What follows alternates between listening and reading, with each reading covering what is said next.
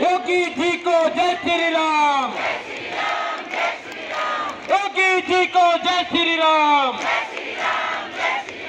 स्वागत है भाई, स्वागत है। कौन चले भाई, कौन चले? भारत माता की, भारत माता की। वंदे मातरम, मातरम। योगी जी को जय श्री राम। योगी जी को जय श्री राम। भारत माता की, भारत माता की। वंदे मातरम, मातरम।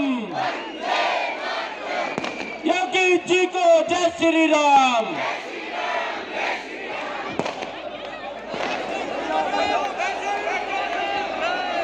मेरा सभी से आग्रह रहेगा कि वो कृपया अपना अपना स्थान ग्रहण करें।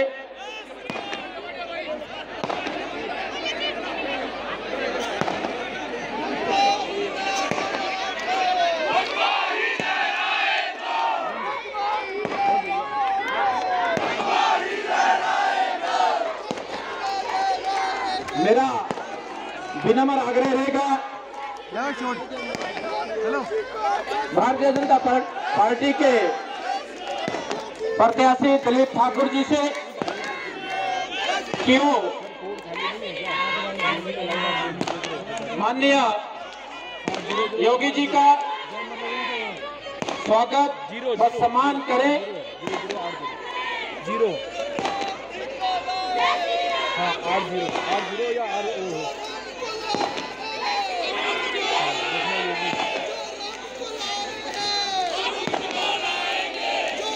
हिमाचली टोपी व शॉल पहनाकर माननीय योगी जी का स्वागत करें।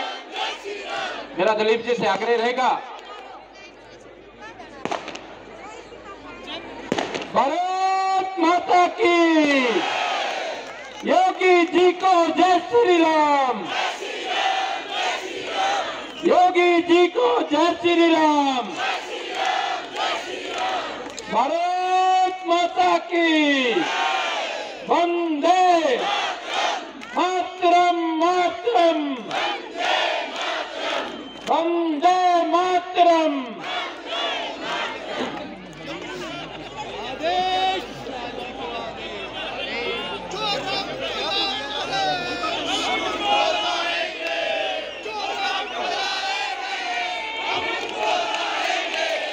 मेरा निवेदन रहेगा भारतीय जनता पार्टी के प्रत्याशी पूर्व में रहे,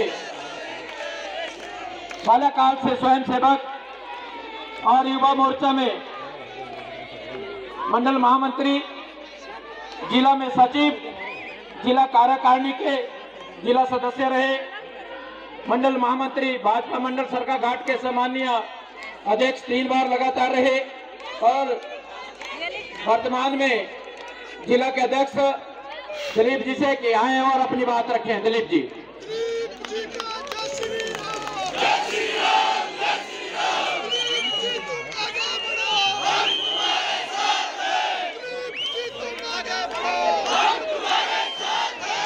भारत माता की। भारत माता की। भारत माता की। आज हमारे बीच में मेरे लिए बहुत ही आदर योग्य उत्तर प्रदेश के मुख्यमंत्री योगी आदित्यनाथ जी, जिनका आशीर्वाद हम सबको आज यहाँ मिलने वाला है। ये हमारा इस क्षेत्र का सौभाग्य है कि आज उत्तर प्रदेश के मुख्यमंत्री आदरणीय योगी आदित्यनाथ जी का आशीर्वाद इस विधानसभा के सभी जनता को, सभी कार्यकर्ताओं को मिलने वाला है। इसलिए मैं आप सबको भी आभार व्यक्त करना चाहता हूँ, धन्यवाद करना चाहता हूँ। इस मंडल की अध्यक्षा बहन निशा ठाकुर जी, प्रदेश में भारतीय जनता पार्टी की सचिव बहन सीमा जी, हमारे जिला प्रदेश कार्यकारिणी के सदस्य भाई के.एल. राणा जी, प्रदेश कार्यकारिणी के सदस्य किशोर राणा जी, मेरे मंडल में अनुसूचित जाति मोर्चा के अध्यक्ष आदरणीय ख्यालीराम जी, यहाँ की स्थानीय प्रधान श्रीमती ज्ञानो देवी जी, जिला परिषद के सदस्य आदरणीय भाई ज्ञान जी, मंडल के उपाध्यक्ष आदरणीय भाई सुदेश चिंदेल जी, पूर्व में रहे इस मंडल के अध्यक्ष आदरणीय रूपलाल शर्मा जी, यहाँ जिला के प्रवक्ता आदरणीय भाई राजेंद्र भोटो जी, और मैं यहाँ मेरी मातृशक्ति, मेरे नौजवान साथियों, मेरे बुजुर्गों, मैं आपका सबका यहाँ पर हार्दिक अभिनंदन करता हूँ, स्वागत करता हूँ कि आप इतनी भारी संख्या में आए और मुझ जैसे सामान्य परिवार के एक किसान के बेटे को आज आप आशीर्वाद देने आए हैं, इसलिए मैं सदा आपका आभारी रहूंगा, सदा आपका ऋणी रहूंगा।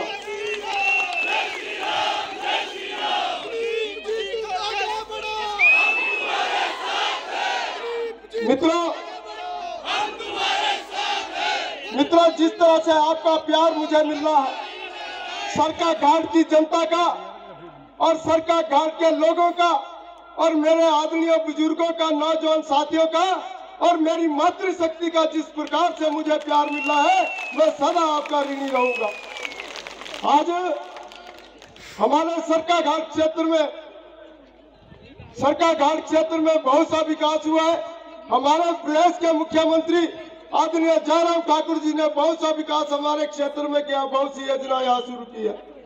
आज तो मैं तो आपके बीच में आता रहता हूँ, बातें करता रहता हूँ, आगे भी आपके बीच में रहूंगा, पर आज हम प्रमुखता से हमें उत्तर प्रदेश के मुख्यमंत्री आदरणीय आदित्यनाथ योगी को सुनना भी चाहते हैं, देखना भी चाहते हैं। मेरा उनसे निवेदन है कि वो आए और हम सबको आशीर्वाद दें, संबोधित करें। आदरणीय मुख्यमंत्री जी, भारत माता की, भारत माता की, भारत माता की, वंदे वंदे वंदे। भारतीय जनता पार्टी के सुयोग्य प्रत्याशी श्री दिलीप ठाकुर जी, मंडल अध्यक्ष श्रीमती निशा ठाकुर जी, प्रदेश सचिव श्रीमती सीमा ठाकुर जी, श्री किशोर राणा जी, श्री ख्यालीराम जी, स्थानीय ग्राम पंचायत की प्रधान श्रीमती ज्ञानो देवी जी, ज्ञानचंद जी, सुदेश चंदेल जी, रूपलाल रतन जी, राजेंद्र भुट्टो जी और सरका घाट विधानसभा सीट से जुड़े हुए मेरे सभी उपस्थित भाइयों बहनों, मैं अयोध्या की धरती से आया हूं आप सबको राम राम करने के लिए।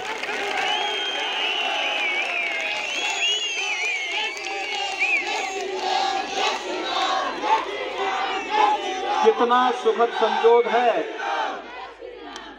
कि आज जब अयोध्या में भगवान राम का भव्य मंदिर का निर्माण हो रहा है, तब मुझे हिमाचल प्रदेश के अंदर मंदिरों की घाटी, इस मंडी क्षेत्र में आकर के आप सबका दर्शन करने और आपके साथ संवाद करने का अवसर प्राप्त हो रहा है। मैं आप सबका हृदय से अभिनंदन करता हूं। भाइयों बहनों, आप सब सौभाग्यशाली हैं। कि इस देवभूमि में जन्म लेने और देव कार्य के साथ राष्ट्रीय कार्य करने के लिए आप सबको जुड़ने का अवसर प्राप्त हो रहा है। आज भारत प्रधानमंत्री मोदी जी के नेतृत्व में विकास और समृद्धि की जिस नित नई ऊंचाइयों को छू रहा है, हर भारतवासी उस पर गौरव की अनुभूति करता है। वैश्विक मानचित्र पर भारत को एक नई पहचान मिल रही है। आज दुनिया के अंदर कहीं भी कोई संकट आता है तो वह भारत की तरफ आशा भरी निगाहों से देखता है। आज भारत किसी का पिछलग्गू नहीं, बल्कि दुनिया भारत का अनुसरण कर रही है।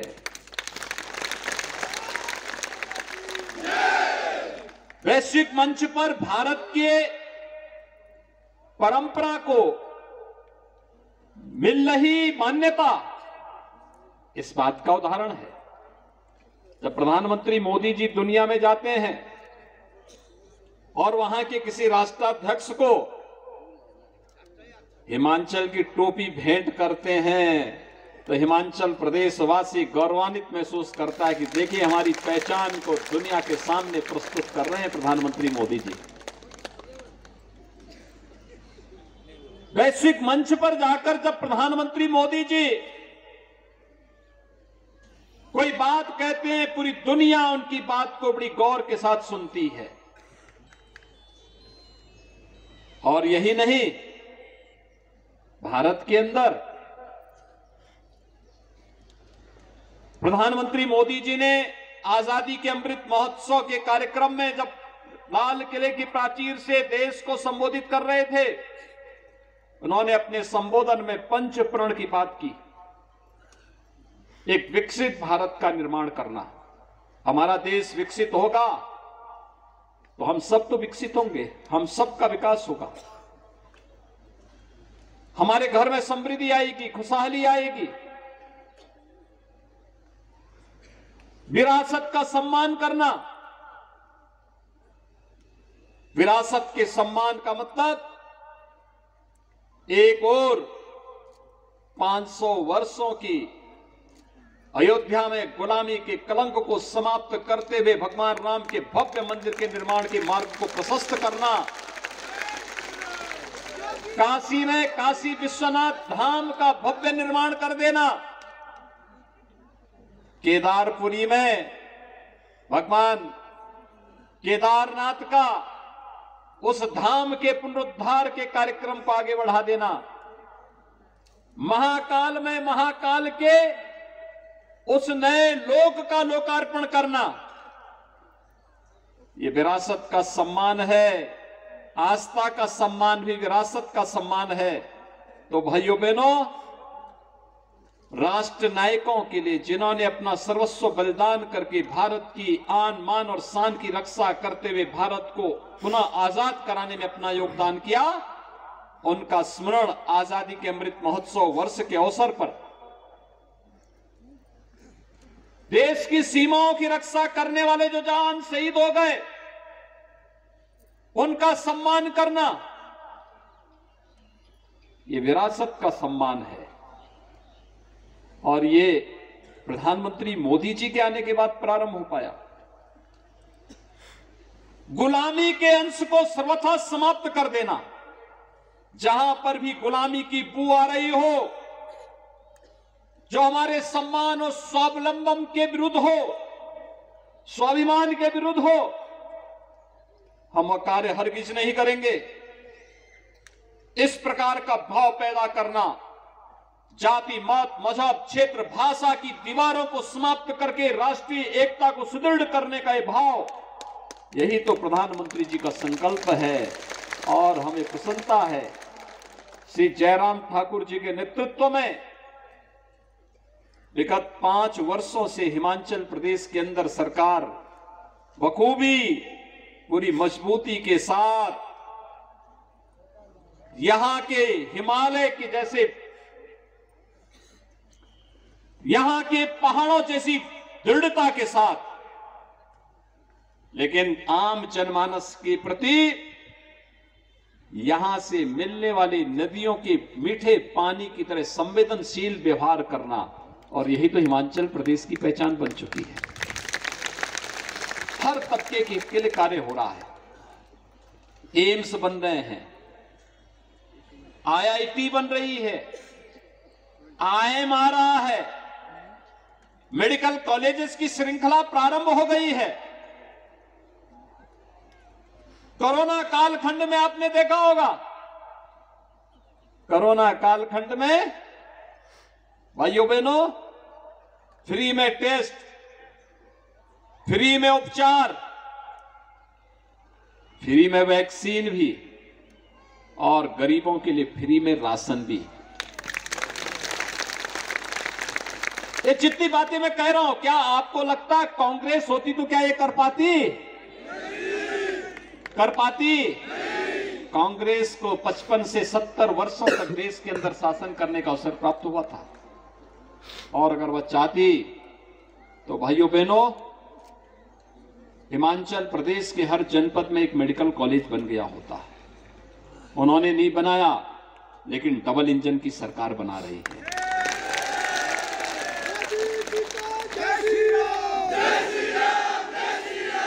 वैश्विक मंच पर कांग्रेस ने 55 वर्षों तक शासन करते हुए भारत को एक पिछलग्गू राष्ट्र बना दिया था।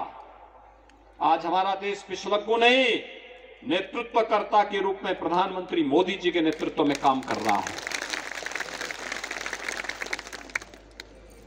कांग्रेस ने 55 वर्ष के अपने शासनकाल में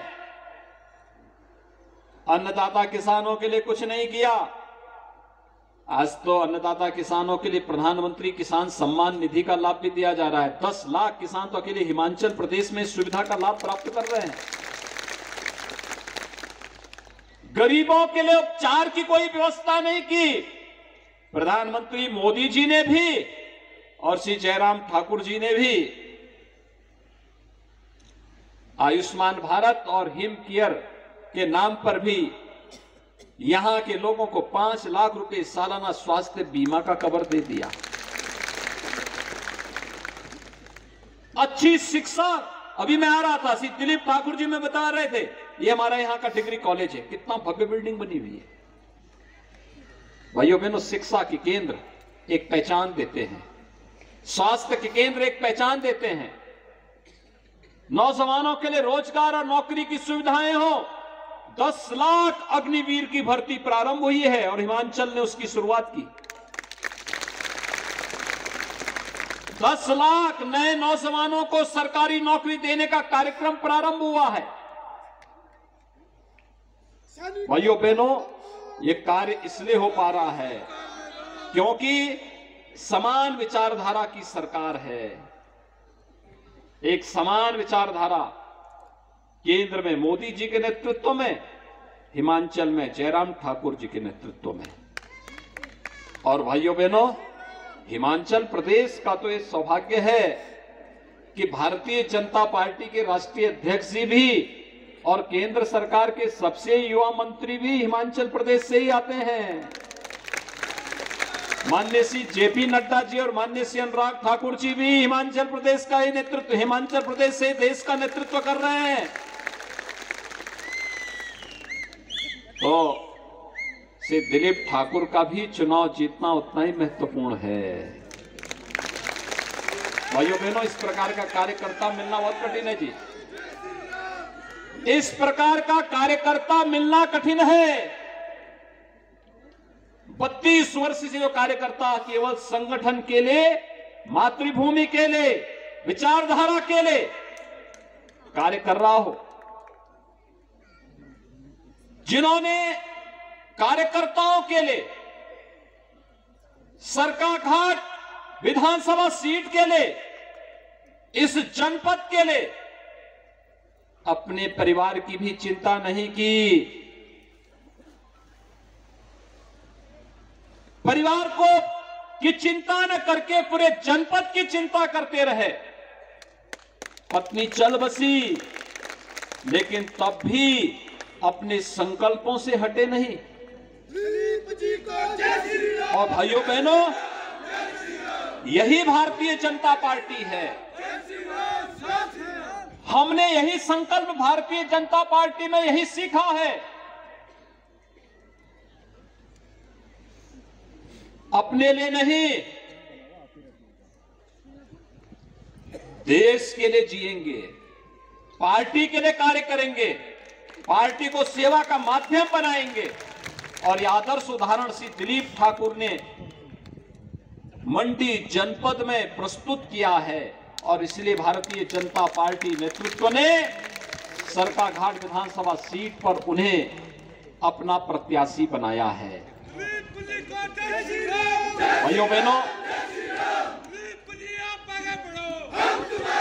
हमारी अपील होगी कर्नल इंद्र सिंह जी से भी कि हमको आशीर्वाद देना चाहिए अपने इस बच्चे को।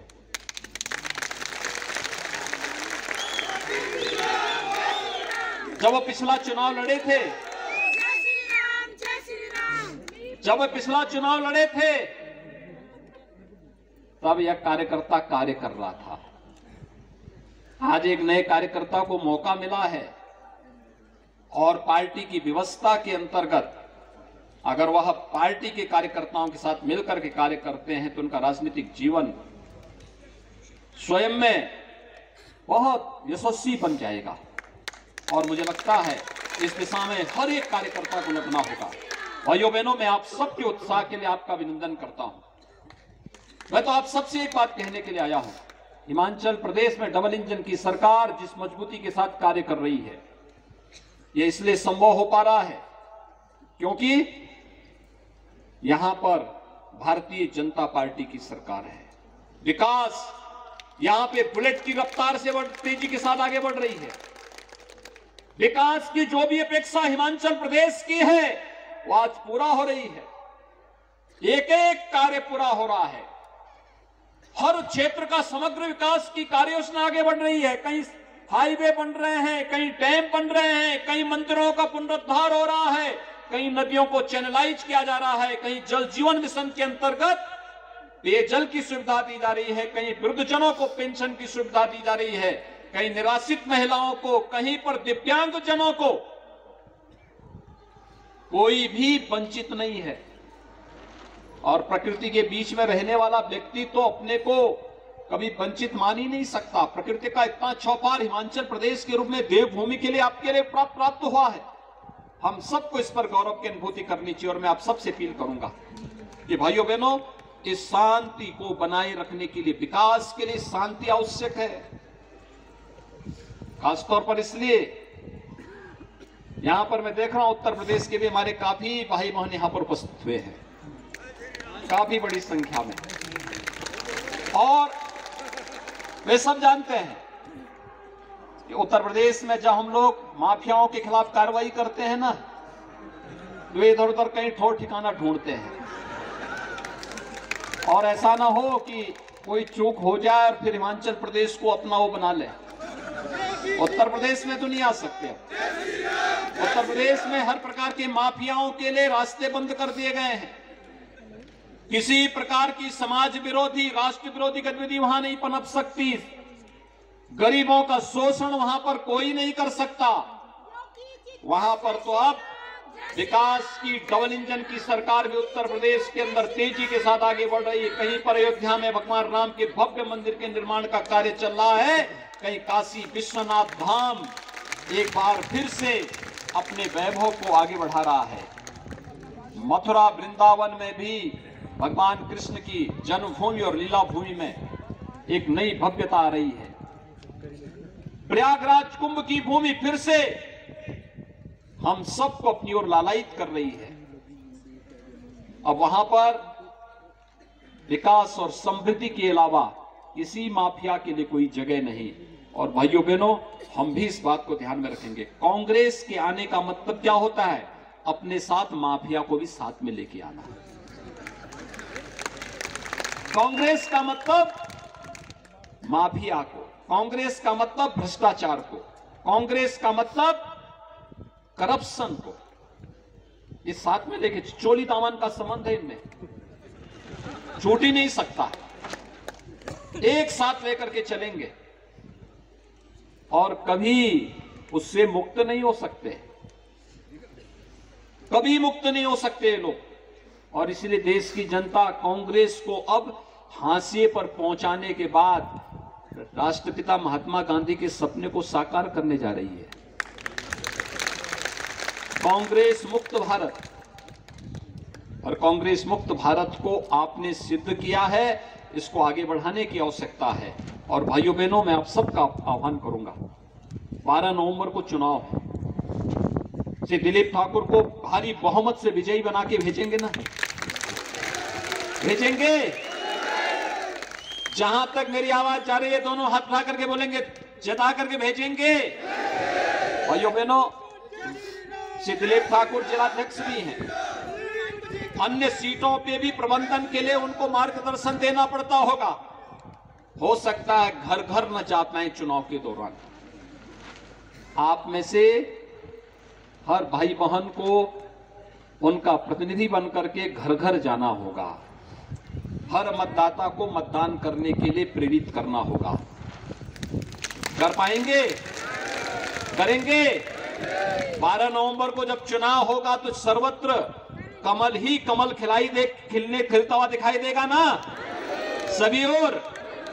हम विश्वास करके चलें, मैं मान करके चलूं कि 12 नवंबर के बाद जब 8 दिसंबर को मतगणना होगी तो हिमाचल प्रदेश में फिर से कमल पर, यहां पर कमल ही कमल नजर आता दिखाई देगा। विश्वास के साथ कह सकते हैं ना? तो फिर मेरे साथ आप बोलेंगे, भारत माता की, भारत माता की, भारत माता की जय श्री राम, जय जय श्री राम।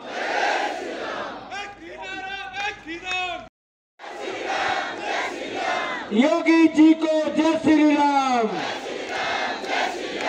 योगी जी को जय श्री राम, भारत माता की।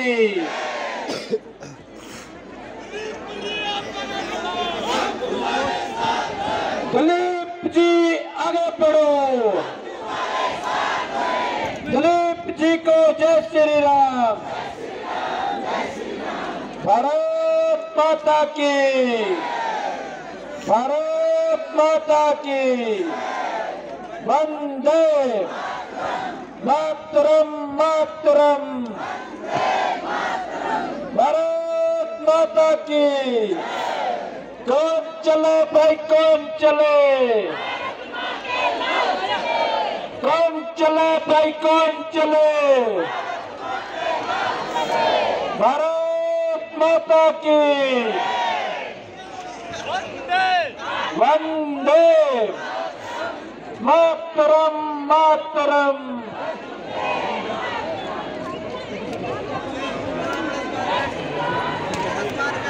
आप सभी देवी और सज्जनों का बहुत बहुत आभार। मेरा सभी से विनम्र निवेदन रहेगा कि व्यवस्था